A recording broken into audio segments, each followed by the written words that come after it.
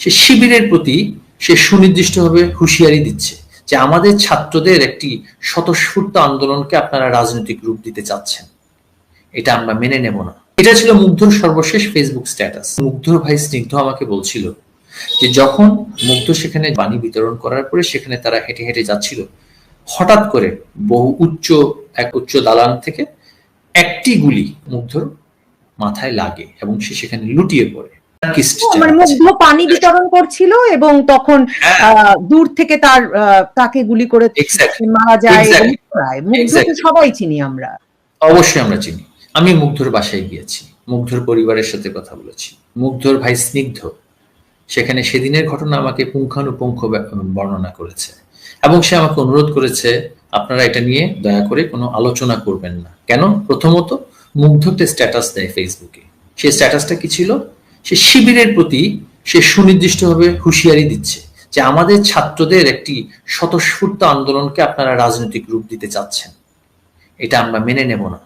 এটা আমাদের বৈধ যৌক্তিক আন্দোলন, সেখানে আপনারা রাজনৈতিক রূপ দিয়ে সেটাকে নৃশংস সহিংস করতে চাইছেন, সেটা আমরা মেনে নেব না। এটা ছিল মুগ্ধর সর্বশেষ ফেসবুক স্ট্যাটাস। সেটা শেখ হাসিনা সরকারের বিরুদ্ধে ছিল না, সেটা ছিল যেই রাজনৈতিক অপরাজনৈতিক শক্তি এইটিকে নৃশংস ব্লাড বাথে পরিণত করে আজকের এই পর্যায়ে এনেছে, তাদের প্রতি সতর্কবার্তা। এবং মুগ্ধর ভাই স্নিগ্ধ আমাকে বলছিল যে যখন মুগ্ধ সেখানে বাণী বিতরণ করার পরে সেখানে তারা হেঁটে হেঁটে যাচ্ছিল, হঠাৎ করে বহু একটা উচ্চ দালান থেকে একটি গুলি, এখানে কিন্তু ছড়রা গুলি হয়নি, এখানে কিন্তু উপর্যুপুরি গুলি হয়নি, একটি স্পেসিফিক বুলেট এসে মুগ্ধর মাথায় লাগে এবং সে সেখানে লুটিয়ে পড়ে। এবং তার ভাইয়ের বক্তব্যটা ছিল এটা, এই টার্গেট কিলিং কে করেছে? এখন আপনি যদি বলেন যে রাষ্ট্র মুগ্ধের মতন একটা নিরহ শিক্ষার্থীকে, যে আমাদের আইসিটি মন্ত্রণালয় থেকে পদক প্রাপ্ত হয়েছে, জুনায়েদ আহমেদ পলকের কাছ থেকে পদক প্রাপ্ত হয়েছে ফ্রিল্যান্সিং এ, সে নিজ গুণে অনেক অর্থ আয় করত, এর কারণে তাকে রাষ্ট্র খুঁজে বের করে নিয়ে সুনির্দিষ্ট স্নাইপার রাইফেল দিয়ে হত্যা করবে? এটা কি বিশ্বাসযোগ্য কথা?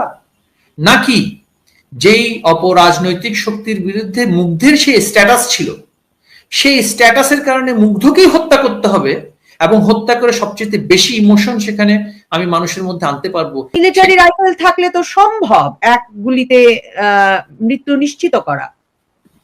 মিলিটারি বা আমাদের সেনাবাহিনী কখন মাঠে নামে? তারা 21 বা 22 তারিখ রাতে কারফিউ দেওয়ার মাধ্যমে সেখানে মাঠে নামে।